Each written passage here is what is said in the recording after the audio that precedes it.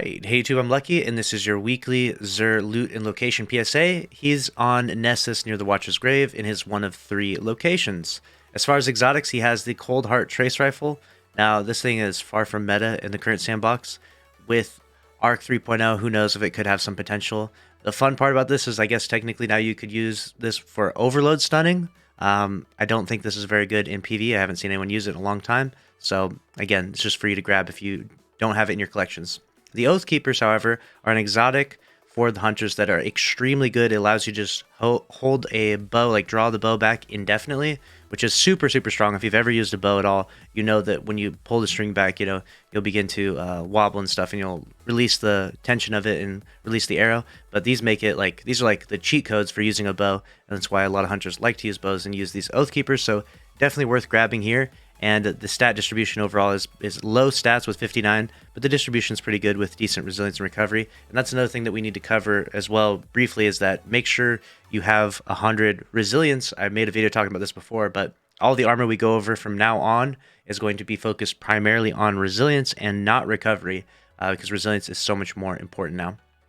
Next up, we'll talk about the Ashen Wake. This gives you improved fusion grenades. They detonate immediately, give you grenade energy back. I haven't seen anyone using this with any Solar 3.0 builds, but I bet there's some serious potential there if you were to do it right. So might want to grab those for your Titan and see if you can come up with some fun Solar 3.0 builds with that exotic. The Astrocyte Verse is a blink helmet for the Warlock. You blink extra far. Probably really good in Rift if you're trying to, grab that Rift and blink into that zone and bank that Rift.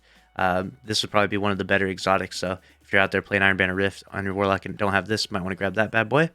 Next up, we'll talk about the Lonesome Sidearm. This archetype is really, really tough. I hate using this archetype. 260s just feel painful. Outlaw Swashbuckler is not the best synergy of perks either. So a bad weapon and a pretty average roll. We have the False Promises, the 360 archetype of auto rifles, another bad archetype, and this roll is absolutely terrible. I mean, Threat Detector Sympathetic Arsenal is bad, bad, bad. And then we have, unfortunately, another 360 RPM auto rifle, and a little bit better perks than the last one, but definitely far from any god roll or anything worth grabbing. Next, we'll talk about the Long Shadow with Firmly Planted and Rampage. Nothing impressive here. Then we have the Iota Draconis. This weapon has a little bit of potential. Under Pressure is a good perk because it gives you an improvement to stability, which we know to be extremely good for fusions. This is the high impact frame, so these are previously the less favorable frame. These did recently get a buff, I believe, so you might want to grab this bad boy and give it a try in PvP, especially this Kickstart perk is not bad either, so there's some potential here for this to be good. Might want to grab that if you like fusion rifles. Next up, we'll talk about the Honor's Edge, Energy Transfer Shattering Blade, not a good roll. We'll talk about the Swarm. This is one of the few machine guns that actually can roll Vorpal. Vorpal is only a 10% damage buff, though. It was nerfed for power weapons, so unfortunately Vorpal is not a good perk on a power weapon. Machine guns did just get a buff, though, so you might want to try it out and melt some bosses with it, but honestly, I would just skip that for the most part. Next up, we'll talk about the armor, and we'll go over the Titan, the Warlock, and the Hunter armor all together. So we've got a 55 stat roll. That's way too low. We're going to skip past that. 57 stat roll, also too low, but the distribution is nice with that resilience. If you aren't at 100 resilience, this gauntlet could, or this chest piece could be good for you. The helmet has too much mobility and way too low resilience, so we're going to skip that.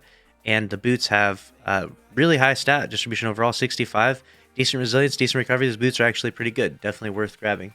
Now let's go ahead and pull up. We've got the information over here for the Warlock. We've got gauntlets that have 2 resilience and 19 recovery.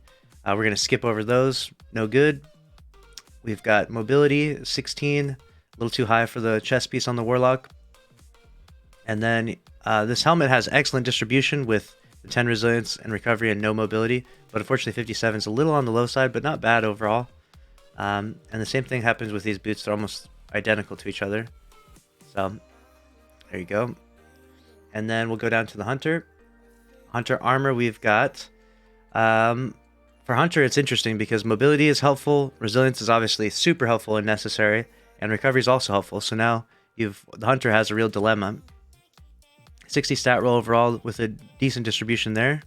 That's a pretty good gauntlet. The chest piece also really good actually. Low mobility though, so it may not play into your Hunter builds as well, but you want that high resilience and that recovery is really nice. A decent helmet as well, 62 stats.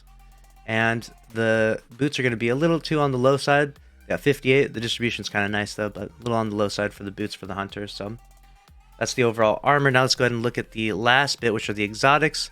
We've got Hipfire Grip on the Hawk Moon, which is actually a perk that some people really like.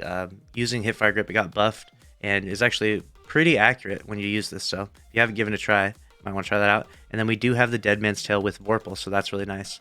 We've got Fitted Stock, Vorpal, the Light Mag, Arrowhead Break, Dead Man's Tail. Really nice roll of the Dead Man's Tail. Definitely worth grabbing if you haven't grabbed that yet. And that's going to be a wrap on Xur's loot and location PSA. Let me know down in the comments below which weapons will you be grabbing, or do you disagree with some of my opinions on the weapons or exotics or stat distributions of armors? And make sure to subscribe if you enjoyed. Smash the like button. I'll see you in the next one. Later.